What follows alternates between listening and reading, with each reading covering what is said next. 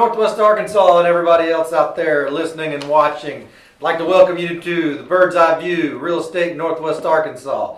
I am your host, Nick Limbird with Limbird Real Estate Group, and I've got my co-host here, Tara Limbird with Limbird Real Estate Group. Hello. I was wondering if you're going to let me talk. Oh, yeah. So how are you this morning, Tara? Oh, doing pretty good. Good deal. Well, once again, we are with Limbird Real Estate Group. It's Nick and Tara Limbird. And our show today is going to be how we started the Limbird Real Estate Group, what we do differently, and tips from people opening their own business. So this isn't going to be strictly all real estate related. We're going to get into just some good business practices and some good idea for people out there wanting to start their own business. That's right. I tell you a little spoiler alert is be sure if you're going to start a business with someone, from my experience, be sure you start it with somebody you like to work with. Ha ha. Oh, man, the jokes are already out there. Yeah. So. Yeah, and please go to our Facebook page, Limbird Team, facebook.com/Limbird Team. You can find all of our radio shows there as well. So, but that's good. So we're going to kind of start off today with kind of like we always do with our positive moments. And I will spare everybody singing, but in just a few days, we have somebody's birthday. Oh, who could that be? Mr. Nick, yay, happy birthday. 29 for the 10th year in a row. No, you don't look at day over 80, I promise. Yeah, that's about right. So, got a face for radio, folks. So. The other day I was pulling a few gray hairs for Nick. He told me not to pull. He wouldn't have any hairs left, so... And that, because he always tells everyone he had no gray hairs until he met me. Yeah, that's always a good one. Yeah, so sorry about that. I have that effect apparently, but yeah, and also we have daylight savings coming, so everyone set their hour. We'll gain an hour this time. Fall back this coming Saturday. Yeah, once you go home, it's going to start getting darker and darker. But the good news is the sun will be up a little bit earlier when you wake up. That's right. Now. And I do like that. It helps. I feel like a farmer. It helps me get up in the morning, so I'll take it. But we also have our new website we've been working on for about 8 months now. It's the same, limbirdteam.com. It just has kind of a new look. More information. I think you're really going to like it. So anything you need to know, just go there and you can find out. So well, now we've got our podcast also on Spotify. So if you are a Spotify member, oh, that's right. You know, that's a pretty big deal right now. Absolutely. So. Just if you go to Spotify, you can download the app and just search for Bird's Eye View or search Limbird, and you're going to see it right there. So be sure and follow us for all the great tips about real estate and business and all the wonderful things you need to know. Speaking about a good tip, we're about 1 week away from the election. So guys, now's the time. If you're going to move with your candidate doesn't get elected, we're the people to call, Limbird Real Estate Group. I know. I remember 4 years ago when Hillary and Trump were running against each other, they talked about if their candidate, people, especially celebrities, said their candidate didn't win, they were moving out of the country. So, hey, we can help with that, too. So, if you're looking to move, wherever it is, we'll help you. Out of the country or out of the state or somewhere. That's so right. Get it done, can't we? Absolutely.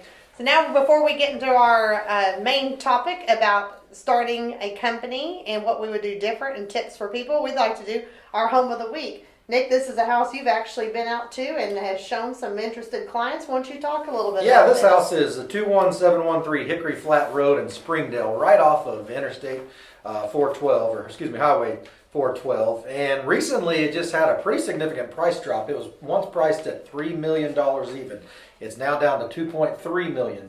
Yeah. So this house is spectacular. It actually sits on 191 acres, has incredible lake views from the house. The house itself is nice. It's in the 7,000 square foot range, but it also has a 2-bedroom guest house as well as a brand new state-of-the-art barn. So if you've got any horses or... And how many acres is that? It's 191. So, and the nice thing is a lot of it's wooded, so if you're a big outdoorsman hunting and all that, it's a great opportunity. There's also some pasture there for maybe raising some cattle, running cattle or horses or something along those lines. So it's a great property that'll kind of hit on every need. It's on Beaver Lake too, right? Oh, absolutely. Yeah. It's got spectacular views. Sits right there on a point, and you can see out over the lake. It's one of the best views out there on Beaver Lake. Yeah, I tell you, even if you're just interested in checking out, looking at those pictures, go to our website, limbirdteam.com, and you can Google the street address, Hickory Flat Road. Just check out those pictures. They're pretty remarkable. Nice house. So. Yeah, I've been there several times. It's spectacular. Definitely. All right. Well, now we are going to get into our. We'd like to always give a little recognition to our support team. They work behind the scenes. They work so hard. And this week, our shout out is to Miss Shannon Hill. Oh, Miss Shannon, she's one of our closing coordinators, and she's the glue that holds us all together. One of the hardest things to do is actually, once you get an offer, is keep the deal together. There's so many things that can go wrong, and you've got to really stay on top of it. And That's right. that's one of the things why we put a lot of emphasis on our closing team, and Shannon being one of those people does a spectacular job. That's really her sole focus of what she does day in, day out. Yeah, definitely. And it's like there's a lot of T's that need crossed and I's that need dotted. And let's face it, if anybody that's in the sales industry well know, we all salespeople run around like a chicken with their head cut off, and Shannon keeps the well, the paperwork's always a mountain. Exactly. So if you're a salesperson, most salespeople don't tend to like paperwork too much. So that's definitely a great benefit of working with us and having Shannon as part of our team. That's right. Good deal. Thank you, Shannon, for all you do. So we're going to switch gears just a little bit and talk about the market update. I always find it interesting being in real estate. It seems like the one industry that everyone's always wants to talk about. You can be standing in line at Starbucks, you have your name tag on, people go, "Oh, you're in real estate?" What's the question they ask me? How's the market? How's the market? Everybody wants to know. So right now the market is still great. There's a shortage of inventory, but as you just alluded to, we've got an election right around the corner. We're literally days away, and elections make people nervous. Oh, absolutely. We've got some clients that are waiting back to see what happens, and it'll be interesting to see. Our market has been very strong. Interest rates are still at historic lows right now, so your borrowing power is great. And the challenge is there's just not enough inventory right now. No, Buyers are struggling to find that perfect house for them and their family. Right, and there are some sellers though that are worried because. It's one of those things. I've had people before in different markets when it said, like, let's say when the market was terrible, and buyers, they're on the fence. They go, "I want to see if we've hit the bottom." Well, the only way you know you've hit the bottom is when prices go back up. And for sellers that are on the fence, like, "Hey, I want to sell, but I want to see how high the values may go," the only way you'll know we've hit the peak is when prices go back down. So if you are interested in cashing out some of the equity you may have built over the last few years, now is really a good time to do that. Oh, absolutely. I know we've sold a couple properties that we own as well, and been surprised at how well we've done and how much they've appreciated just in probably a couple years' time in some instances. Right. I know I've always been a little jealous of people who own real estate in California because of how high the price, how much equity you can build in a home in California. It seems like in a short amount of time. And all of a sudden, Northwest Arkansas feels a little bit like that. You're like, "Holy cow, I can't believe my return on this in just the last 12 or 24 months." Now, it's definitely changed quite a bit, and I continue to see the area growing well because we're in a very in-demand area with a lot of insulation, with lots of businesses going on. So I think Northwest Arkansas will continue to be a place to thrive, no matter what happens with the election. Yeah, definitely. There's a lot of people that right now too just say, "Hey, let's try for sell by owner." And the thing is, right now, it's not a matter of getting your home to sell. We tell that to the agents. Anybody can sell a house. It's how well can you keep the deal together. Deals are just they're a struggle right now. I don't know what the reasoning is, but that's the for sale by owner. I think there's a mentality that all we're doing is finding a buyer, but it's not just finding a buyer. It's finding a qualified buyer. It's getting through the inspection process. It's getting through repairs and title issues and survey issues, and the list goes on and on. It's really the glue that holds that deal together is where the real value is. Sure, no, that's a great point. And I think currently the trend we're seeing is almost 1 in 5 houses are falling out, which in my whole career, I've never seen anything like it. It's a really challenging time to keep deals together. But one of the other things that a lot of people don't realize, they think, "Oh, I'm going to do it for sale by owner," and say, because I don't want to pay those agent fees. And one of the things that we figured out, and the National Association of Realtors came out a couple of years ago and said that the for sale by owners leave over 13+% on the table in equity or sales price that they could have gotten had they listed with a realtor. And that to me is mind blowing because everybody wants to save on those commissions, and you can pay those commissions and still leaving money on the table, which is always a big perception thing that people think they're going to save. And then that's really where an experienced agent who knows what they're doing and a good team can really come in and make that maybe 13%, maybe even more, which that's quite a bit on your most people's biggest investments. Right. Well, we're about to shift into our topic about owning a business, and let's just say selling your house is almost like a business transaction. And what anybody should look at is not the dollars you're spending and expenses, but how much are you putting in your pocket. Because it's the same way with business. Sometimes you have to spend money to make money. So with those for sale owners, like you mentioned, is sometimes you have to spend a little bit of money, but the bottom line is how much money you're going to put in your pocket. And I tell you what, if you never get to the closing line, you put $0 in your pocket. Sure, no, that's a great point. And I wanted to, for those just now tuning in, I want to remind you of what you're listening to. This is Bird's Eye View Real Estate in Northwest Arkansas with Nick and Tara Limbird of the Limbird Real Estate Group. That's right. We're going to get into our main topic now. All right, what's that topic going to be? Well, our main topic, we have been talking to people and like, what do you guys want to hear? And they want to know, how did the Limbird Real Estate Group even get started? You know, what would we do differently in terms of creating a business, and what tips do we have for other people? So oddly enough, this month, or right towards the end of September, is our 5-year anniversary for Limbird Real Estate Group. That's our real estate company. We do have a team under there, the Limbird team, which has been around for the last 10 years. But Limbird Real Estate Group, we've been here for 5 years. But even when we started our team, that was really sort of our first step into starting a business. Sure, absolutely. Well, and for those out there, when we say the company, it's basically a real estate brokerage is what Limbird Real Estate Group is. That's right. Sometimes that can be a little confusing for the general population. Definitely. But I know when we started the Limbird team, the first thing you have to do when you're starting a business, of course, is when you're a one-man show, you have no choice but to wear every hat.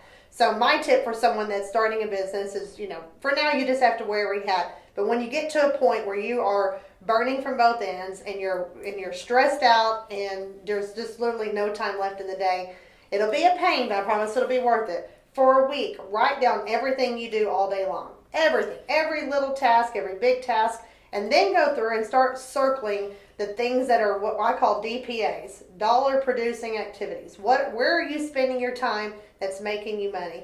Then figure out the rest of it. Who could do that for you? Because we have now 13 support members on our team. We started with one.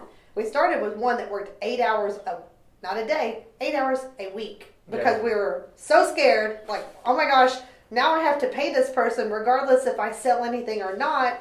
Whether the company's making money or not, I now have this obligation to pay somebody. Sure. No, I think that's a great point. And one of the things, too, kind of backing up, I think one of the biggest mistakes that people make, whether they're getting into real estate as a business or any business for that matter, is really studying that industry. True. I find that so many people just jump in because they see somebody else that they know, see them being successful, or think that they live this glamorous life, or this work is easy or something they could do.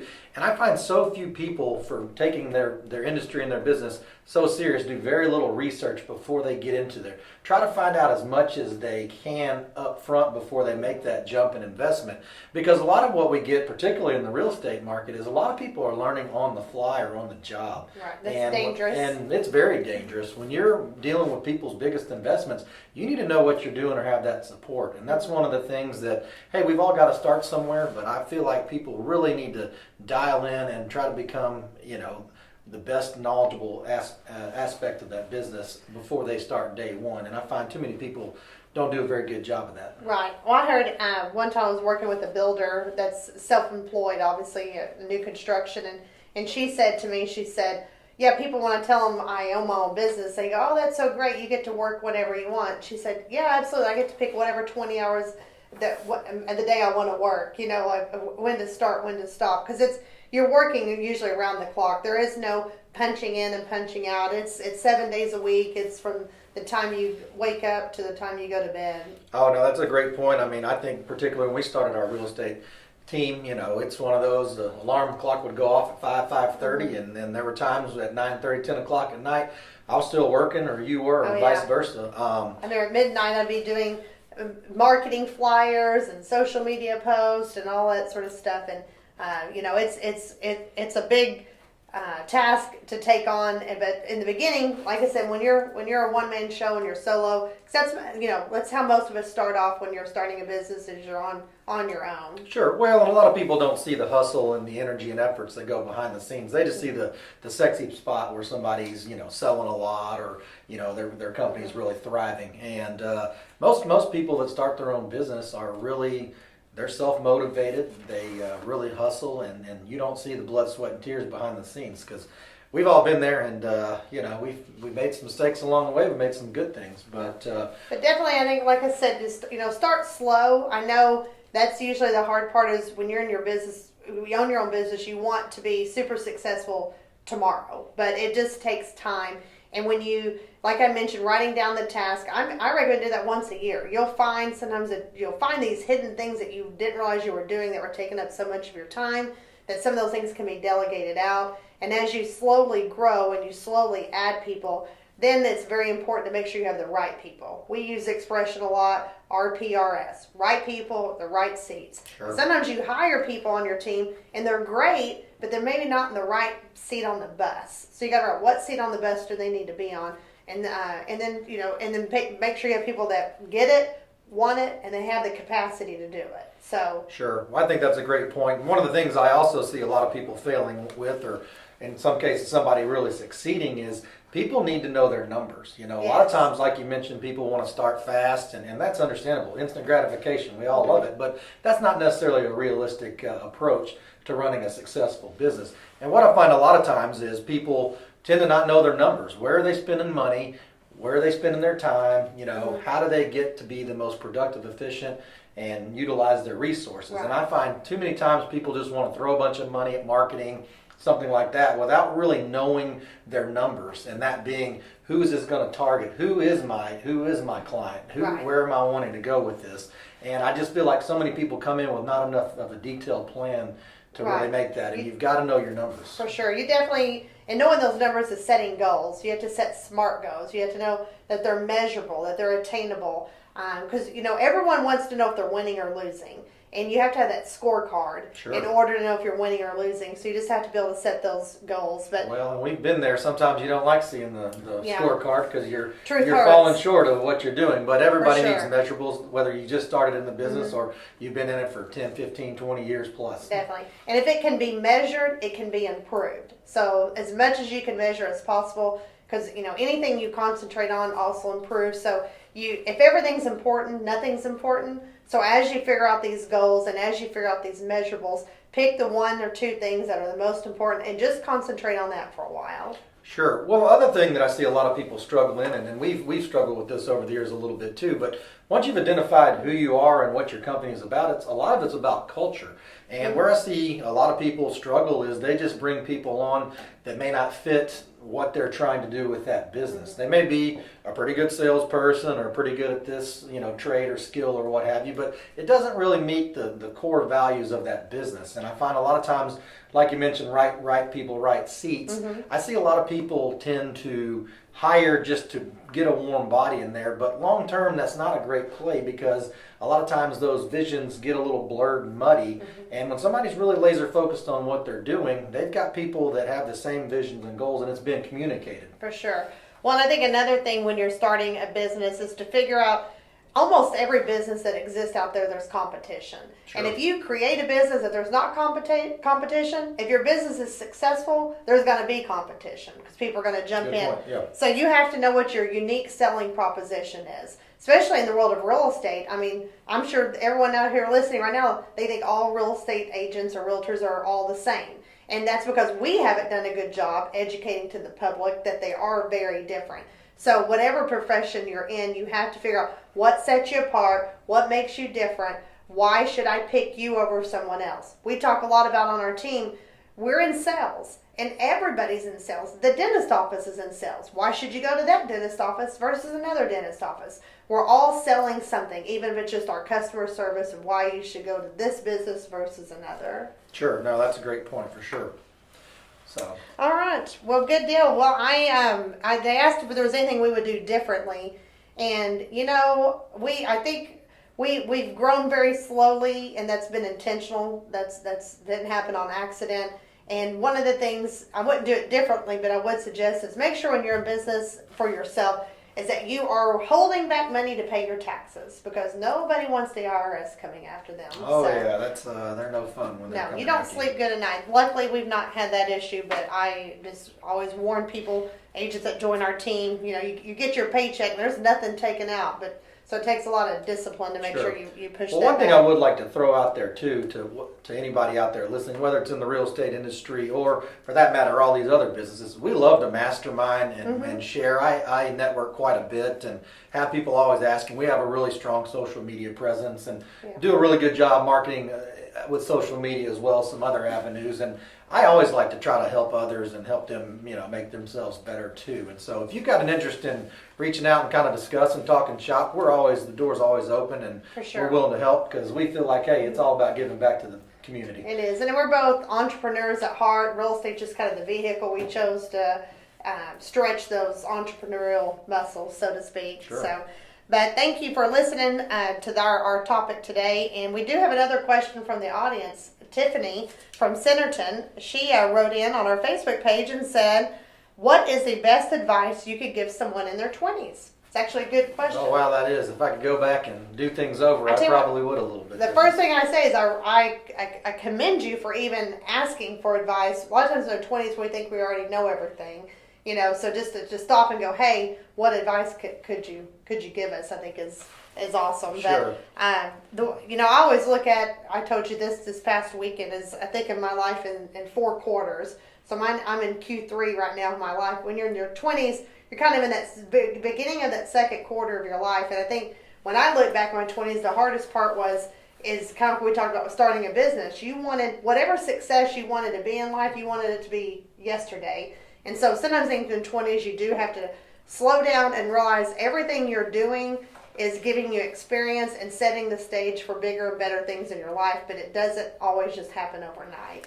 Sure, no, that's a great point. A lot of people, not even in their 20s, but for that matter, 30s, 40s, 50s, 60s, True. in a lot of cases, you've got to build a foundation. And when you start something, you've got to do it brick by brick. And unfortunately, that's kind of hard because patience is not one of my strong suits. No, and for I sure. always understand everybody wants to drive 100 miles an hour before they walk at 5 miles an hour. And sometimes you got to kind of get it all lined out. So that's a great point, too. Another thing I think I would do is be a little more smart. One of the things that so many people do, and I was guilty of this myself, is I didn't put even just a little bit of money back for savings, whether it be a retirement plan or something along those lines, and even just a little bit.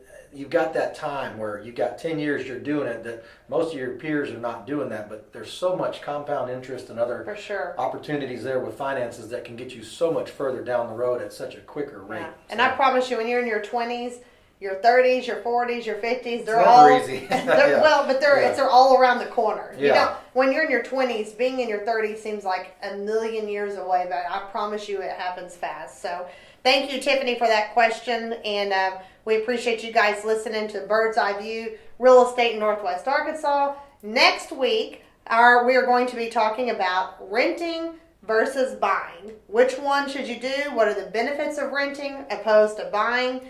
Why should I rent if I think the housing market is in a nosedive? Whatever the case may be, we're going to talk about all the pros and cons of both of those. Sure, now it should be a great topic, and we get this question quite a bit, so we'll go deep with that next show. Yeah, absolutely. So we'll talk about the rent prices and then also talk about interest rates. And there's a lot of factors to consider, but it's going to be a great topic. And again, thank you guys for listening to our show this week. Bird's Eye View Real Estate Northwest Arkansas. We're on Spotify now. You can follow us there. Spotify, yeah. That's right. Also go to our Facebook page or our website. We have our blog. So there's a million ways you can see and hear and learn all that we know. And we're still learning every single day. Or you can just do it the old-fashioned way and pick up the phone and call us too. Hey, yeah, that works too. 855-755-SOLD. SOLD. All right. Give us a shout. Well, thank you guys for joining us once again. This is Nick and Tara of the Limbird Real Estate Group, and we appreciate you hanging in there with us. See ya.